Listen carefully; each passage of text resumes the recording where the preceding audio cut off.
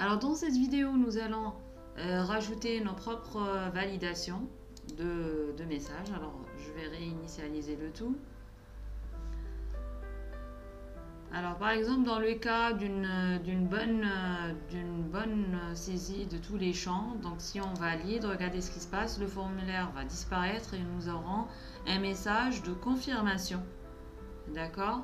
Cette fois-ci dans le cas où je ne vais pas saisir mes valeurs. Donc si je valide, regardez, vous veuillez renseigner votre nom. Pareil, si je valide, veuillez renseigner votre email. Donc il y a une vérification des champs vides. Pareil, veuillez renseigner votre numéro. Et là aussi, donc il y aura veuillez renseigner l'objet du message. Donc pour faire ces deux traitements, c'est-à-dire validation totale et non-erreur par rapport au champ, donc il y aura un message de confirmation. Dans le cas contraire, il y a une vérification par champ. Pour chaque champ, il y a un message qui se rajoute tout à fait en haut, qui est en jaune. Alors commençons pour ça, il y a des modifications à faire sur l'HTML, le JS et le CSS. Alors passons tout de suite à l'HTML pour pouvoir expliquer quels sont les changements qu'on a rajoutés. Alors au niveau du Forms, j'ai rajouté avant le Forms un paragraphe avec classe message. C'est là où je vais afficher, en fait j'ai réservé un endroit pour pouvoir afficher le message, votre message a bien été envoyé. La même astuce, elle est utilisée pour chaque bloc, donc je vais afficher avant le label de chaque champ de texte, donc un paragraphe avec comment. Pareil, paragraphe avec comment. Donc vous avez bien remarqué que les styles du message final et des différents messages erreurs sont différents. Donc nous avons en fait deux types de messages, message de validation et message d'erreur. Donc côté CSS, voilà comment on fait.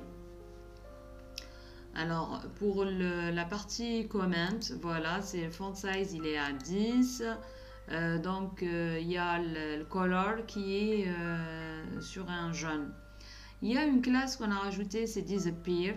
C'est par rapport au form, c'est-à-dire qu'il va complètement disparaître dans le cas où bien sûr la validation est faite. Donc c'est tout le bloc qui va disparaître. Alors regardons maintenant côté GS comment ça marche. Voilà. Alors on commence par le début. Donc par rapport à ce qu'il y avait avant, donc en plus des variables globales qui existaient, donc j'ai rajouté, comme on vient de l'expliquer, le message résultat validation finale et les messages d'erreur. Donc là, j'ai sélectionné tous les objets qui ont la classe comment et j'ai sélectionné un seul objet qui a le message qui a comme classe message, qui est résultat. Donc j'ai mis les premiers dans une variable erreur et le second dans résultat. Maintenant côté fonctionnement, donc toujours la même fonction, btn on click avec event. Maintenant j'ai déclaré des variables qui sont locales cette fois-ci. Alors je vais expliquer ce qui se passe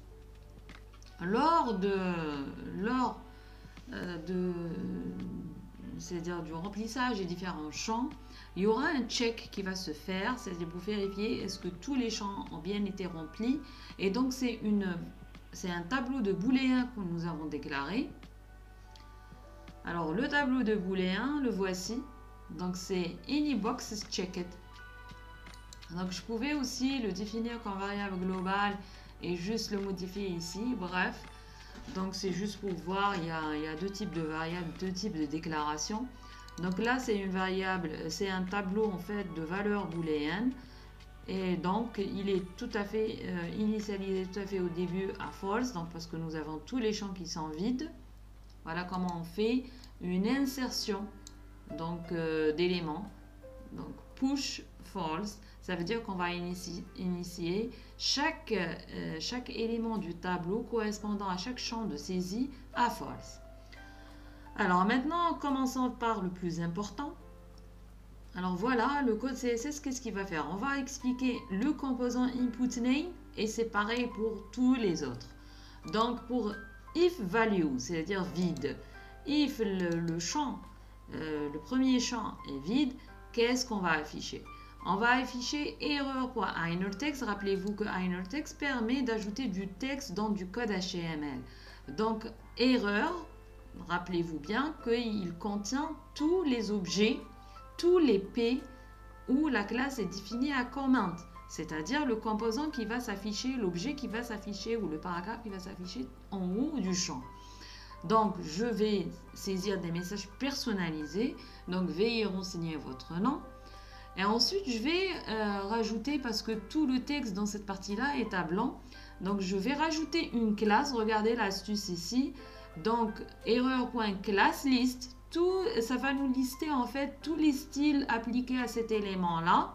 S'il y a 2, 3, 4, bon bref, je vais rajouter un nouveau style, une nouvelle classe. Donc, c'est comme ça qu'il faut rajouter une classe via le code GS. Donc, j'ai rajouté la classe comment, comme on l'a vu tout à l'heure sur le style CSS. Donc, ça permettait de mettre le texte à 10 pixels et la couleur en jaune. Else, ça veut dire que c'est rempli. Donc là, on vide le champ, on vide l'erreur, ça veut dire qu'elle va disparaître. Et en fait, nous allons mettre check true, comme quoi ça a été rempli. Et donc pareil pour le reste. Donc pour l'email, ben, ça revient au même, sauf que le message va changer ici. On fait un check à true dans le tableau booléen. Donc pour le input form, la même chose. Donc on va rajouter le message personnalisé. Donc si c'est rempli, on met un check dans le tableau des booléens. Pareil pour le message. Maintenant, ça sert à quoi ce tableau de booléen? Ben, ça sert à vérifier si tous les champs sont à true. Donc, for, on va comptabiliser combien de true on a. Si tous les éléments sont à true, ça veut dire que c'est égal à 4. Donc, si la réponse, donc là aussi, on a rajouté donc un compteur qui compte le nombre de réponses. Si c'est égal à 4, donc on met notre message a bien été envoyé. Donc, on le met où cette fois-ci dans résultat. Donc, c'est un paragraphe qui s'insère après le titre contact. Et on lui donne l'aspect disappear. Donc, il met le display, c'est-à-dire il met tout le bloc à none. Et donc, ça fait disparaître tout le formulaire. On aura uniquement contact et le message comme on l'a vu. Voilà pour cette vidéo.